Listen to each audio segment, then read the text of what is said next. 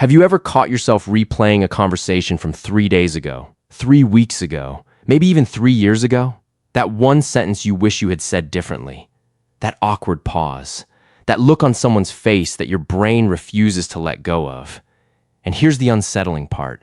What if the reason you keep replaying those moments isn't overthinking at all? What if your mind is trying to tell you something important about who you are, how you're wired, and what you've been carrying for far longer than you realize? 3 days later, and you're still thinking about that one sentence you said wrong.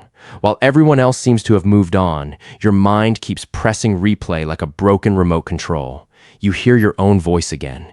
You imagine different responses. You create alternate versions of the conversation where everything went perfectly. If this sounds familiar, you're not alone. In fact, some of the most self-aware, intelligent, and emotionally sensitive people experience this exact pattern. But here's what most people misunderstand. This isn't always social anxiety. It isn't always insecurity. Sometimes it's something much deeper. It's a unique psychological process called conversation rumination, and understanding it may completely change the way you see yourself. Most people assume that replaying conversations means you're worried about what others think. Sometimes that's true, but many people who constantly revisit past interactions aren't doing it because they're desperate for approval. They're doing it because their brains naturally record social experiences with unusually high detail. Think about it like this. While some people experience a conversation and move on, your brain keeps collecting data. The tone of voice, the facial expression, the timing of a response, the slight hesitation before someone answered.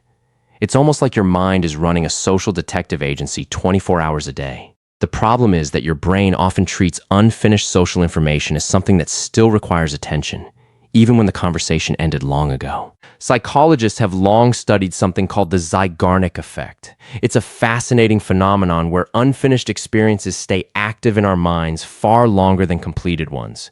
Your brain hates loose ends. It wants closure. And when a conversation feels incomplete, confusing, or emotionally charged, your mind keeps returning to it in an attempt to finish what feels unfinished. That's why a random disagreement can stay in your head for days while dozens of ordinary conversations disappear almost instantly.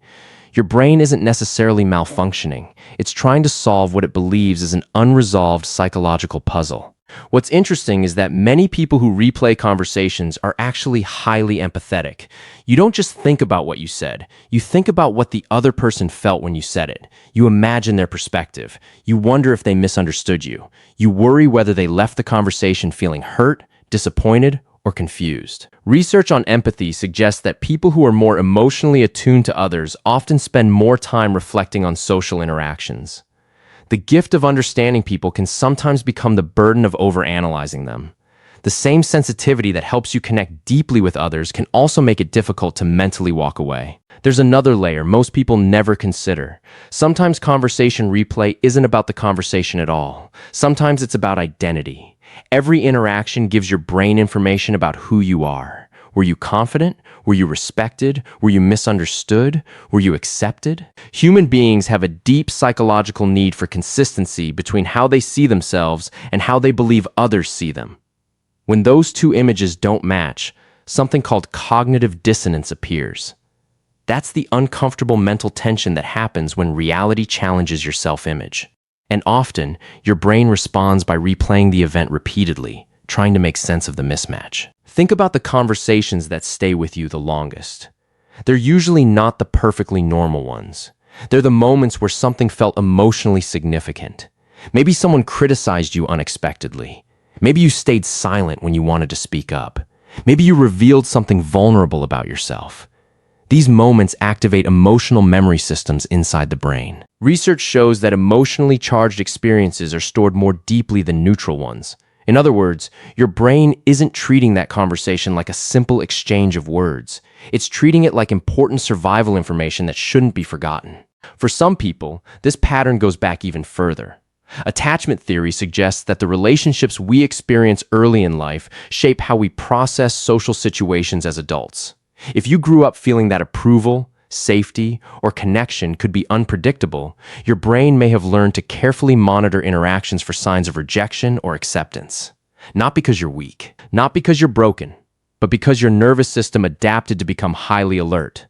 What once helped you navigate relationships may now show up as endless mental replays of conversations that seem impossible to forget. And here's something many people find surprisingly comforting. The people who replay conversations often care deeply about personal growth. You're not just asking, did they like me?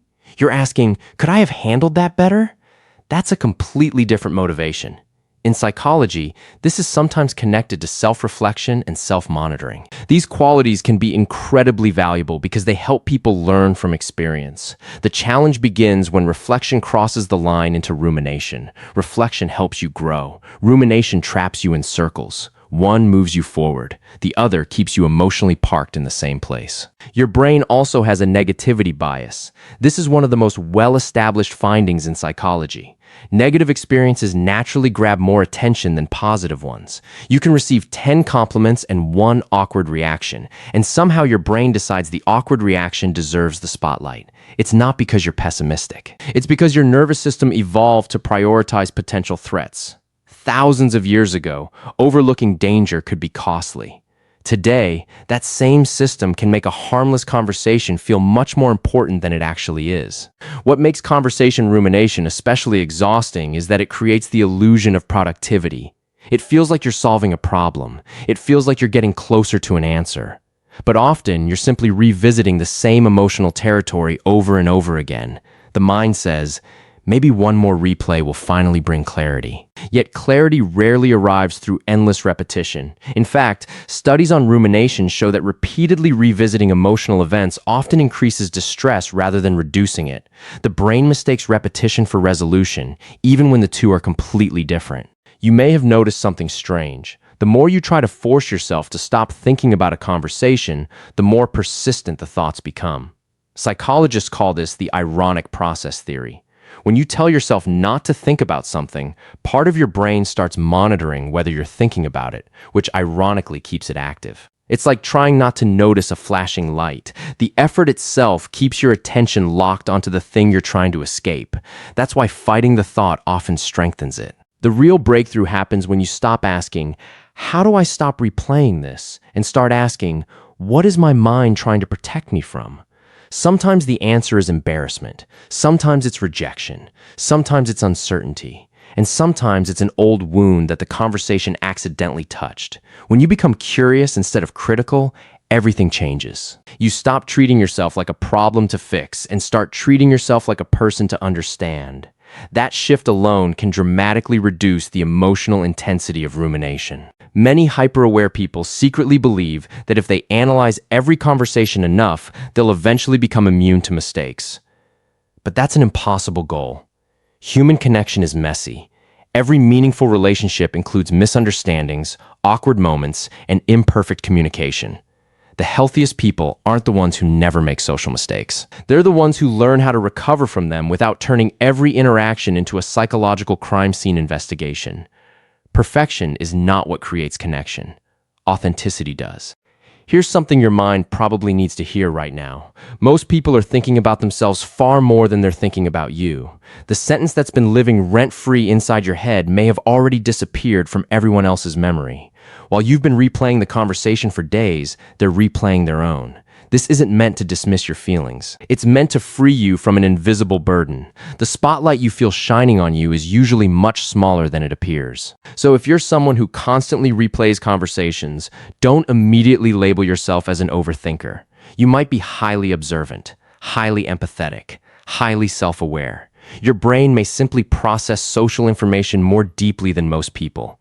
The goal isn't to stop caring. The goal is to care without becoming trapped, to learn without endlessly reliving, to reflect without punishing yourself.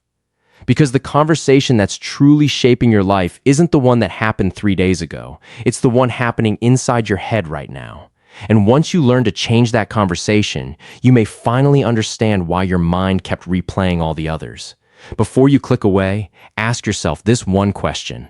What if the thing you've been analyzing for years was never the conversation itself, but the story you keep telling yourself about it?